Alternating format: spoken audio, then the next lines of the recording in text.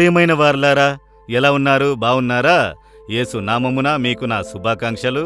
ఈ స్థలం చూచుటకు ఎలా ఉన్నది? అందంగా ఉన్నదా? ఎంతో అందమైన సౌందర్యమైన తీగలు వేలాడుచున్నవి, అందమైన తోటలు ఉన్నవని చూస్తున్నారా?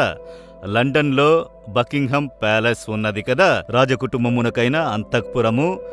దాని ముందు భాగములో ఇంత అందముగా దానిని తీర్చిదిద్ది ఉన్నారు. ఈ స్థలమును చూచి తిలకించుటకు ప్రపంచమంతటి నుండి ఎంతమంది ప్రజలు వచ్చిచున్నారో తెలుసా?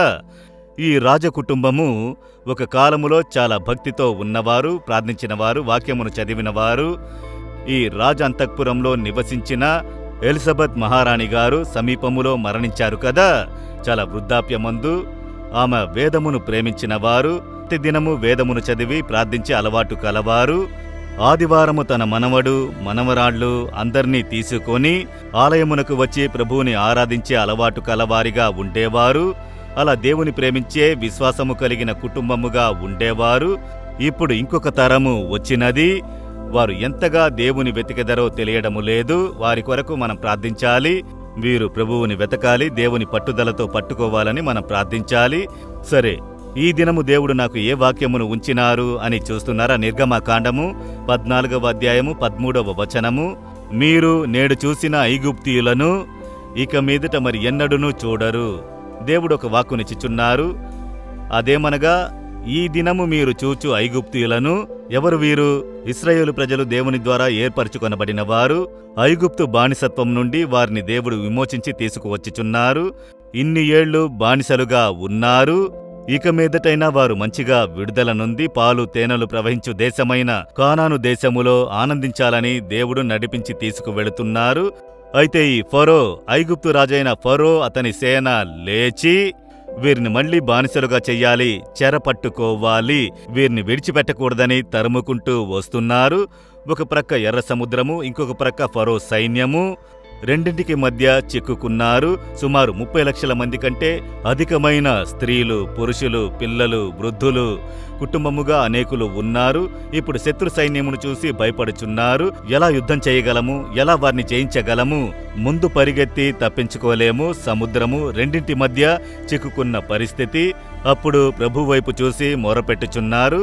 దేవుడు చెబుతున్నారు, భయపడకండి, పరిస్థితులను చూసి కలవరపడకండి. ఇప్పుడు చూచు ఈ శత్రువులను ఇక ఎప్పుడు వారిని మీరు చూడరు. మిమ్ములను బానిసలుగా చేసి చెరపెట్టి వేదన కలుగజేశారు కదా, ఇక చూడరు అని దేవుడు వాక్కునిచ్చుచున్నారు. దేవుడు వాక్కును ఇచ్చినట్లుగా ఎర్ర సముద్రమును రెండుగా చీల్చి వాటి మధ్య తన ప్రజలను నడిపించి అదే ఫరోని, అతని సైన్యమంతటినీ ఎర్ర సముద్రంలో మునిగిపోవునట్లు చేశారన్నది చరిత్ర. వేదవాక్యంలో వ్రాయబడి ఉన్న చరిత్ర. నాకు ప్రియమైన వారలారా, ఈ దినము మీ జీవితంలో సాతానుడు మిమ్ములను తరుముతూ రావచ్చు. సాతాను లాంటి పిశాచి ప్రజలు, దుష్ట ప్రజలు, దేవునికి విరోధులైన వారు, మీకు విరోధముగా చెలరేగువారు, పనిచేసే స్థలంలో, నివసించే స్థలములో, మీ గ్రామములో, పట్టణములో, సేవలో మీకు విరోధముగా తరచూ వచ్చెదరు. నాశనం చేస్తామని రావచ్చు. వారు నాశనమైపోతారు, కనబడకుండా పోతారు, లేకుండా పోతారు. ఈ దినము కనబడే ఈ శత్రువుల్ని ఇక ఎన్నడూ చూడరని ప్రభువు వాక్కునిచ్చుచున్నారు. భయపడకండి. అది ఎలా జరుగును? వారి దగ్గర అధికారం ఉన్నది, వారి దగ్గర పవర్ ఉన్నది, వారి దగ్గర డబ్బు ఉన్నది, పరపతి ఉన్నది, అన్నీ ఉన్నవి.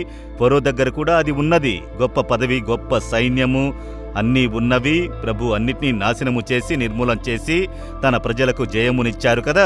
మిమ్ములను భయపెట్టువారు కనిపించకుండా పోతారు, మిమ్ములను తరుమువారు లేకుండా పోతారు, మిమ్ములను బానిసలుగా చెయ్యాలనుకున్న వారిని ప్రభు కనిపించకుండా చేయునుగాక. భయపడకండి, సోలిపోకండి.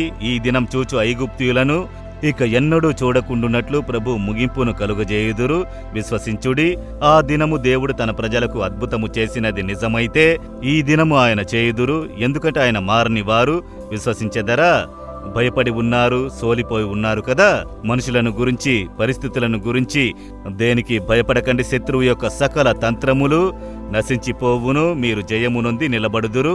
నా సేవా మార్గంలో ఎందరో నన్ను తరిమారు. ప్రారంభములో 50 సంవత్సరములకు ముందు ఈ పరిచర్య ప్రారంభించిన రోజుల్లో ఈ సాతానుడు తరుముతూ వచ్చాడు. దుష్ట మనుషులు లేచి తరుముచు మన యేసు విడిపించుచున్నాడు, పరిచర్యను నాశనము చేస్తామని చెప్పారు, ఈ సేవను లేకుండా చేస్తామని చెప్పారు, మోహన్ లాసరస్ని లేకుండా చేస్తామని చెప్పారు. అయితే వారందరూ ఇప్పుడు లేరు. అయితే దేవుడు నన్ను స్థిరపరిచి ఉన్నారు. ప్రియమైన వార్లారా, మీకు కూడా చేయుదురు. మీరు ప్రభువుని స్థిరంగా పట్టుకొనుడి, విశ్వసించుడి, అద్భుతములను చూచెదరు. విశ్వసించెదరా? పోయి చెప్పండి, దేవా, మీరు ఇచ్చిన వాగ్దానము నాది, నేను విశ్వసిస్తున్నాను. ఇప్పుడు నాకు విరోధముగా చెలరేగిన శత్రువులు, సకల శక్తులతో ఉన్న సైన్యములన్నీ, దుష్ట మనుషుల క్రియలు లేకుండా పోవుచున్నందుకు కృతజ్ఞతలు. ఇక ఎన్నడునూ నేను వారిని చూడను. జయమునిచ్చు దేవునికి స్తోత్రములు, స్తోత్రములు. యేసు నామములో ఆమెన్, ఆమెన్.